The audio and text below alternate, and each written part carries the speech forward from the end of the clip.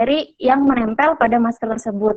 Nah, untuk desinfeksi sendiri itu caranya bisa dengan merendam masker atau limbah masker yang sudah dibuang ke dalam larutan klorin atau pemutih dengan cara direndam atau disemprotkan. Kemudian setelah itu kita bisa merubah bentuk dari maskernya, yaitu dengan cara memotong tali atau memotong bagian tengah dari masker. Nah, setelah dilakukan perubahan bentuk dengan memotong tali dan memotong bagian tengah dari masker, kita bisa mengemasnya kembali ke dalam plastik dan kemudian kita bisa buang ke dalam tempat sampah domestik. Nah, setelah itu, setelah melakukan pembuangan masker ke dalam tempat sampah, kita bisa cuci tangan, usahakan untuk cuci tangan, wajib untuk cuci tangan menggunakan air mengalir dan sabun selama 20 detik atau bisa menggunakan hand sanitizer. Kemudian terkait dengan adanya kelangkaan masker, jadi pemerintah Indonesia itu memberikan anjuran penggunaan masker kain atau non-medis yang dapat dicuci dan digunakan ulang untuk masyarakat sehat yang beraktivitas di luar rumah. Hal ini mengingat WHO menekankan penggunaan masker medis atau masker bedah atau masker N95 yang biasa kita lihat di televisi untuk digunakan untuk tenaga kesehatan. Nah, sampai saat ini anjuran penggunaan masker non medis ini terus berlaku dan perlu diingat pemerintah juga menganjurkan penggunaan masker kain ini tidak digunakan lebih dari 4 jam. Jadi setelah 4 jam digunakan, teman-teman bisa mengganti masker kain dengan masker kain yang baru dan masker yang telah digunakan bisa dicuci dengan air dan sabun. Nah, untuk cara membersihkan masker kain selanjutnya akan dijelaskan oleh teman saya. Terima kasih.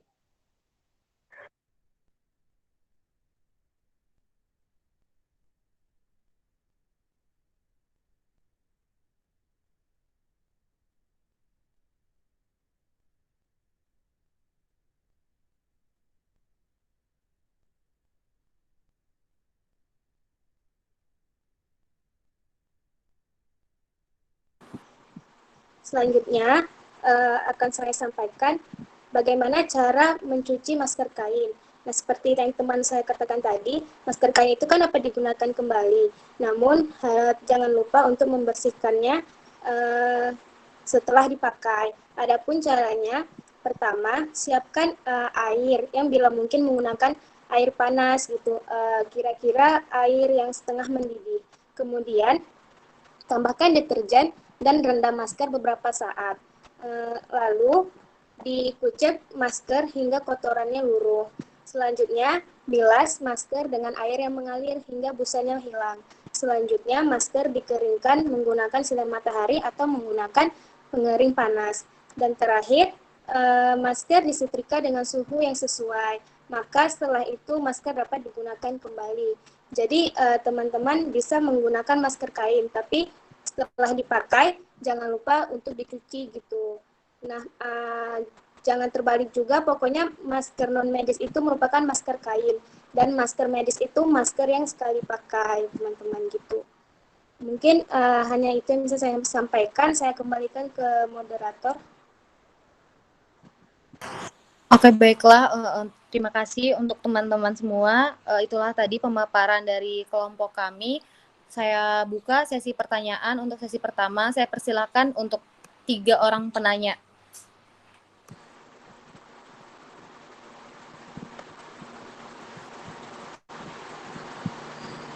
Bagi teman-teman yang ingin bertanya, dipersilahkan.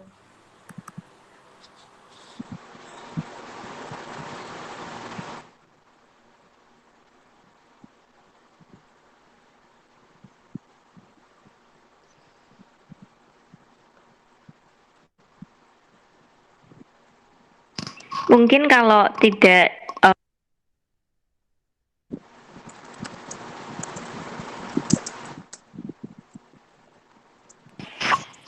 maaf. Mungkin kalau tidak menanyakan secara langsung bisa dipersilahkan via chat untuk bisa ditanyakan, Mbak, karena ada beberapa yang kadang lebih nyaman via chat gitu ya. Oh iya, iya Bu. Terima kasih Bu. Ami mungkin boleh di-share screen kembali yang tadi. Mungkin ada teman-teman yang baru join yang tidak sempat mendengarkan penjelasan dari awal.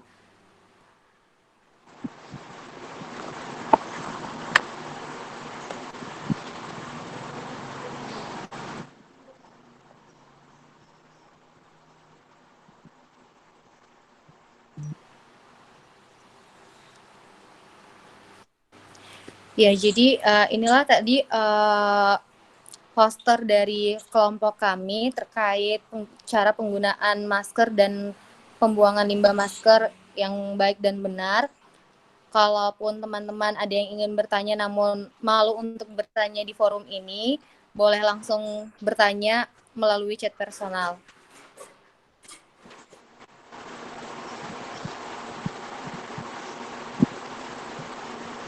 Melalui komen-komentar di sini juga bisa, Mbak.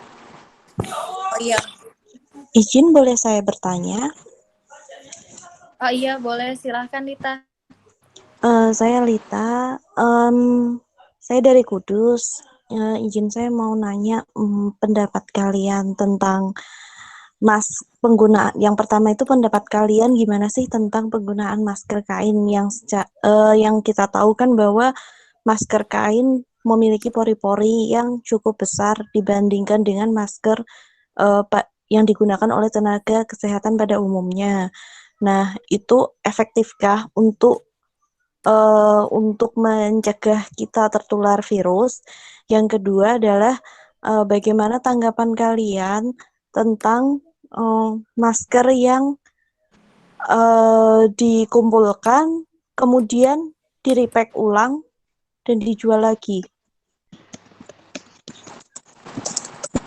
Itu sih. Terus saya juga mau tanya, bisa nggak sih mungkin sama efektifnya tidak, kan ada masker nih yang baru-baru ini ada kayak masker kain yang didesain mirip seperti masker yang digunakan oleh tenaga kesehatan, di mana di dalamnya itu katanya bisa dimasukin tisu atau diberi kasa atau seperti apa yang tujuannya itu untuk menyaring. Itu efektif atau tidak? Mungkin 3 pertanyaan itu sih. Terima kasih. Iya, terima kasih Lita untuk pertanyaannya.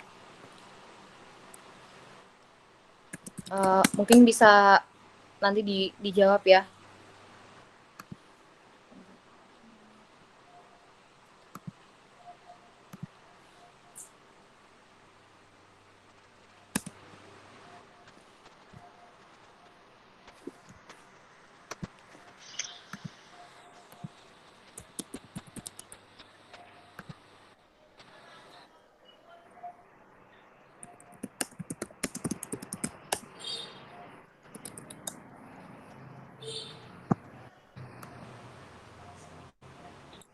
Izin mau bertanya.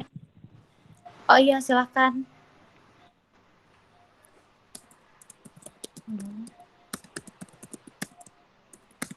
Untuk Saudari Nurnisa Hamid, saya persilahkan untuk bertanya.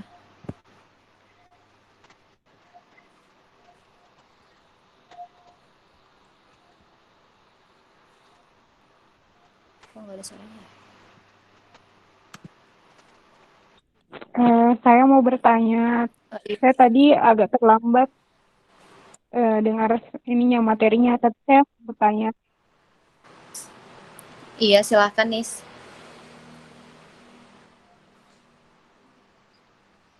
Halo. Iya, kedengaran Nis.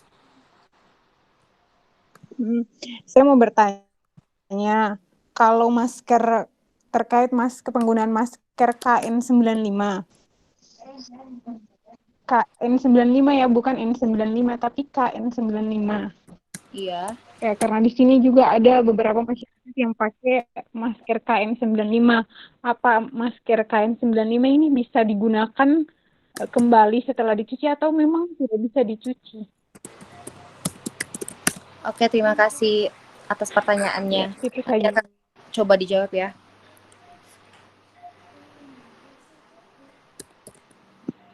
Izin mau bertanya. Iya, silahkan untuk Mbak Ade. Jadi kan dibilang kalau masker yang sekali pakai itu katanya kalau apa maksudnya untuk sekali pakai ya itu maksudnya sekali pakainya itu cuman boleh terus kan kita buka itu setelah itu Coba boleh nggak boleh diulang langsung tadi. dipakai atau maksudnya sekali pakainya itu sehari. Oh ya Mbak Ade, mungkin boleh diulang pertanyaannya soalnya tadi agak putus-putus suaranya. Kan masker yang sekali pakai itu katanya tidak boleh dipakai lagi kalau maksudnya cuma sekali pakai. Jadi kalau misal nih kita mau makan, terus kan kita buka. Setelah makan itu tidak boleh dipakai lagi atau maksudnya sekali pakai di sini itu seharian gitu, besoknya baru nggak boleh dipakai gitu. Oh iya, terima kasih atas pertanyaannya. Ya, sama-sama.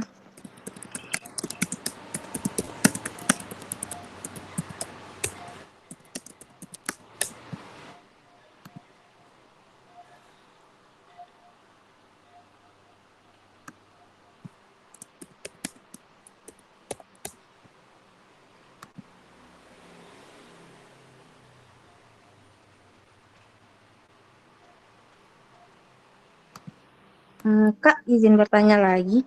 Iya, silahkan. Kan sekarang banyak yang pakai masker kain tuh. Untuk masker kain sendiri ada kriteria kainnya nggak? Oh iya, oke. Terima kasih. Terima kasih.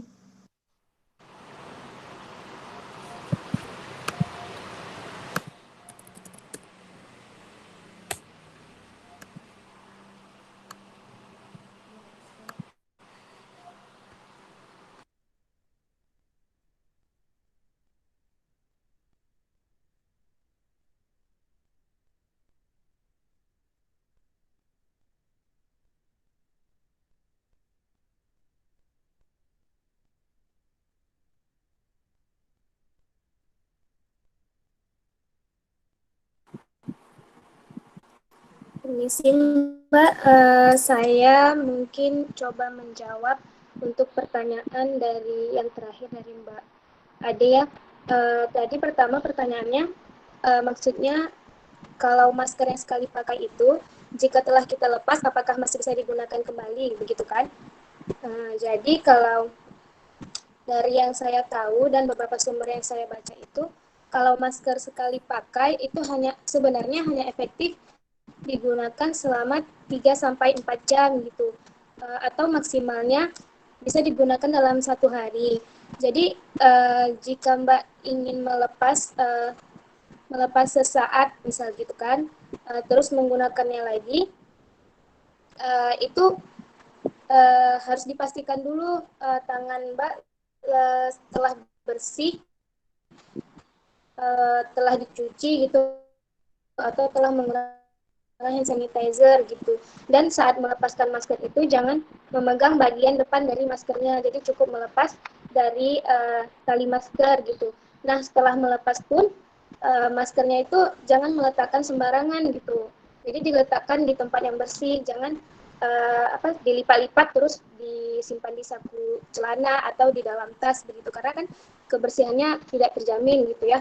Jadi saran saya sih untuk mencegah penempelan virus atau bakteri di masker, sebaiknya tidak melakukan hal tersebut gitu. Jadi lebih baik mengganti masker dengan yang baru gitu setelah kita melepaskan masker yang sekali pakai begitu Mbak. Mungkin untuk yang itu apa bisa diterima Mbak Ade? Bisa, Mbak Mi. Terima kasih. Mungkin untuk yang pertanyaan selanjutnya dari kriteria kain masker ya gitu ya.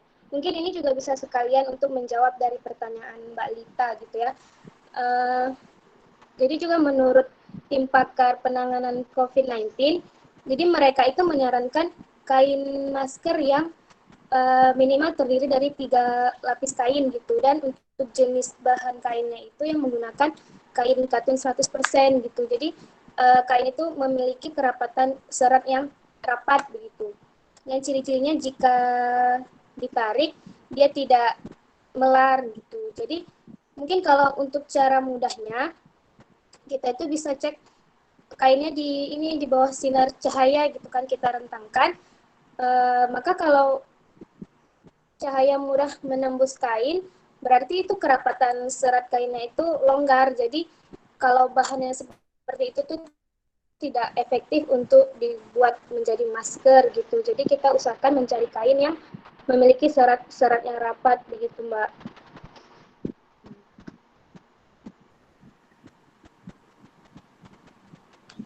Oke, Mungkin mungkin itu sih kalau dari jenis kain yang bisa digunakan untuk masker, Mbak. berarti nggak semua kain yang dijual di pasaran itu bisa dipakai ya? Bagaimana Mbak Lita? Berarti nggak semua masker kain yang dijual di pasaran itu bisa dipakai ya?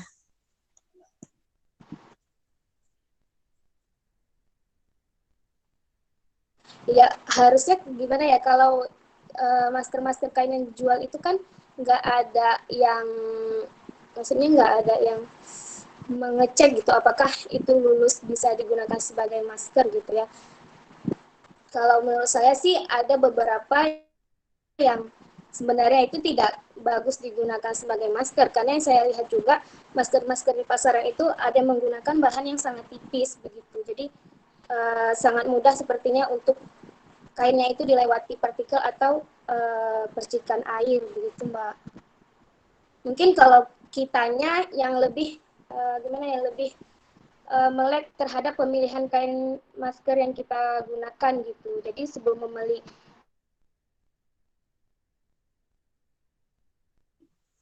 Oh iya, terima kasih. Mungkin pertanyaan saya yang lain bisa dijawab juga.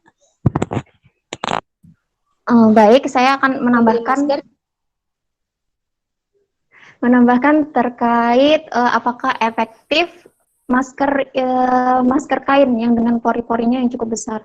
Nah, dikarenakan adanya kelangkaan dari masker medis, jadi menyebabkan dari pemerintah Indonesia sendiri itu menganjurkan untuk masyarakatnya menggunakan masker non medis atau masker kain. Nah, masker kain ini memang memiliki pori-pori yang cukup besar. Namun dari penjelasan yang sudah dijelaskan oleh Mbak Ami tadi, ketentuan atau kriteria dari kainnya, kemudian ini juga dari BPOM saya ada baca kemarin itu untuk penggunaan masker kain sendiri itu tetap dilakukan physical distancing. Jadi kita tetap menjaga jarak sekitar 1-3 meter dari orang lain. Jadi selain kita menggunakan masker, kita juga dihimbau untuk tetap menjaga jarak gitu. Kemudian untuk terkait yang masker yang dapat diisi dengan tisu, sebenarnya kalau dilihat dari penjelasan dari Mbak Ami sebelumnya terkait tentang kriteria dari penggunaan masker kain, dari kainnya kayak bagaimana, nah itu sebenarnya tidak harus menggunakan tisu juga sudah dapat mengurangi resiko penularan, asalkan kita tetap memegang teguh protokol dari pemerintah untuk tetap melakukan jaga jarak dari orang lain. Mungkin dari teman yang lain, silakan kalau ada yang ingin ditambahkan. Kemudian untuk KN95, terkait pertanyaan KN95 apakah dapat digunakan kembali. Jadi masker KN95 ini bentuknya mirip dengan masker N95 ya. Yang saya tahu itu mirip dengan masker N95. Jadi untuk masker KN95 ini penggunaan maskernya itu dapat dipakai berulang dengan tata caranya yang tepat. Jadi misalnya setelah dipakai itu harus dijemur di bawah sinar matahari selama 3-4 hari. Jadi virus yang menempel itu sudah mati dan dapat digunakan kembali. Nah, masker jenis seperti ini, seperti KN95 maupun N95 itu memiliki pori-pori yang sangat kecil sehingga mampu menyaring 95% dari partikel besar maupun partikel yang kecil yang ada di udara. Tapi perlu diketahui juga kalau misalnya untuk tambahan informasi, kan masker ini karena pori-porinya sangat kecil, jadi untuk pengguna masker yang memiliki penyakit tertentu yang berkaitan dengan nafas, ini bisa menyebabkan sedikit kesulitan bernapas gitu. Tapi kalau misalnya masker ini sudah berubah bentuk atau kotor ataupun basah, sarannya tidak digunakan kembali. Seperti itu. Apakah ada dari teman-teman mungkin ada yang ingin ditambahkan kembali?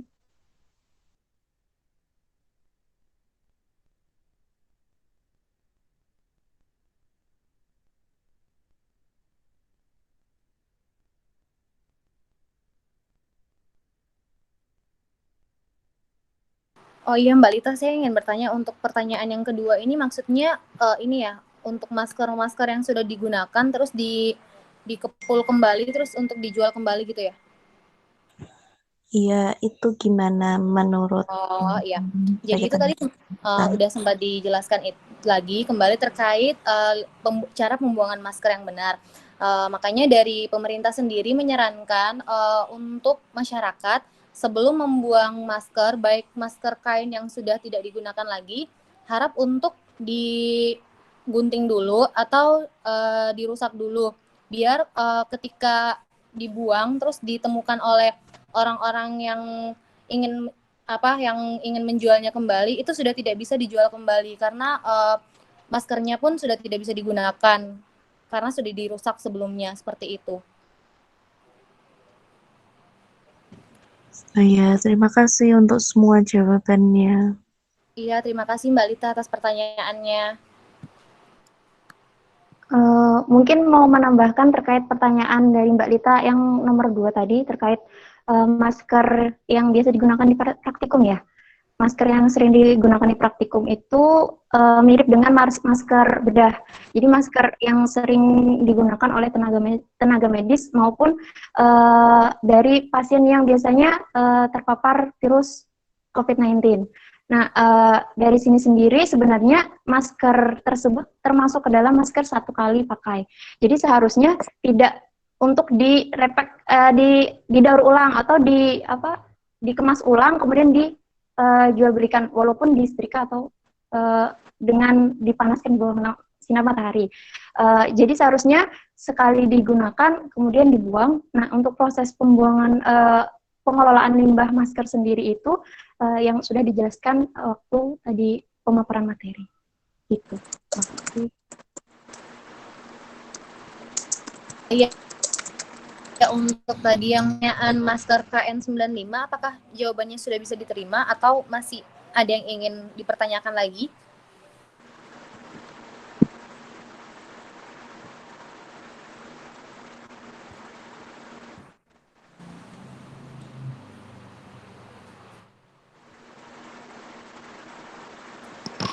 Kayaknya tadi ditanyakan apakah KN95 itu boleh digunakan oleh masyarakat atau tidak. Kalau nggak salah ada yang seperti itu juga pertanyaannya. Oh iya Bu, jadi untuk saya mencoba menjawab untuk masker KN95 ataupun yang bentuknya mirip dengan N95, sebenarnya masker tersebut dikhususkan untuk tenaga medis dan orang-orang yang berkontak langsung dengan pasien. Namun ketika masyarakat menggunakan masker tersebut, mungkin sekarang tidak bisa, bukannya tidak bisa langsung dilarang Bu, soalnya kan sekarang masyarakat bebas membeli masker di mana saja. Bahkan sekarang untuk membeli masker medis pun di online shop pun sudah tersedia. Kalau penggunaan masker KN95 sendiri bagi masyarakat bisa saja digunakan. Namun ketika seperti orang-orang yang tenaga medis atau kesehatan seperti kita menemukan orang yang non tenaga medis menggunakan masker KN95 ataupun N95 sendiri, mungkin bisa diberitahukan bahwasanya lebih baik orang yang non tenaga medis memprioritaskan masker tersebut kepada tenaga medis yang lebih membutuhkan masker tersebut, Bu. Mungkin seperti itu.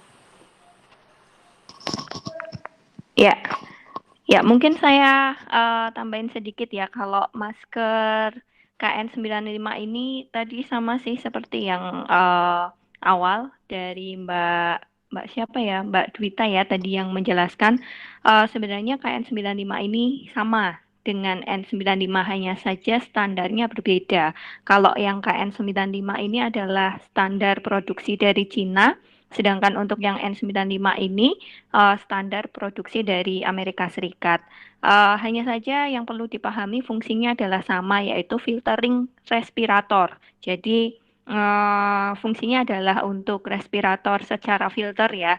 Dan kalau dari WHO mungkin sudah ditekankan bahwa kalau dia itu masker itu medis ataupun yang jenisnya adalah respirator, nah tadi kalau yang KN95 kan jenisnya adalah respirator ya, maka itu harus diprioritaskan untuk tenaga kesehatan.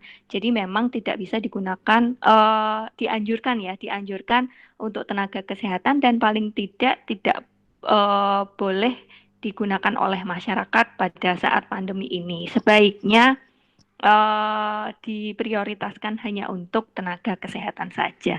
Gitu. Itu dari saya ya, Mbak. Ya, Bu. Terima kasih banyak, Bu.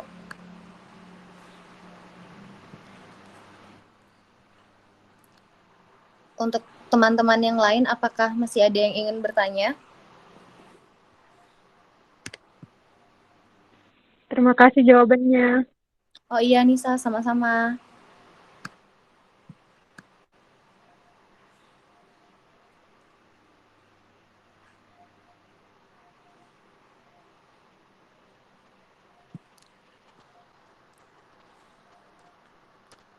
Kalau memang sudah tidak ada yang ingin bertanya pada forum ini,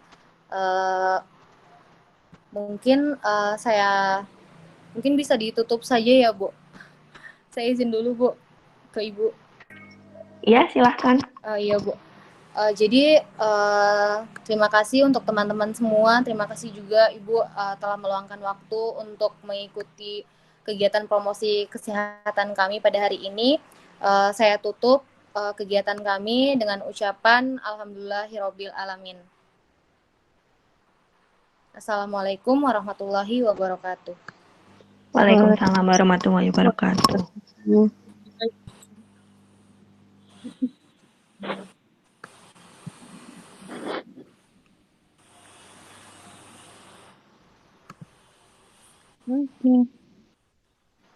Ya, untuk teman-teman semua nanti di grup sebentar akan dikirimkan Google Form untuk kuesionernya. Nanti minta tolong untuk diisi ya. Iya, terima kasih. Iya, terima kasih Rita. Terima kasih semuanya. Sama-sama. Iya. Terima kasih guys. Assalamualaikum. Waalaikumsalam. Satu.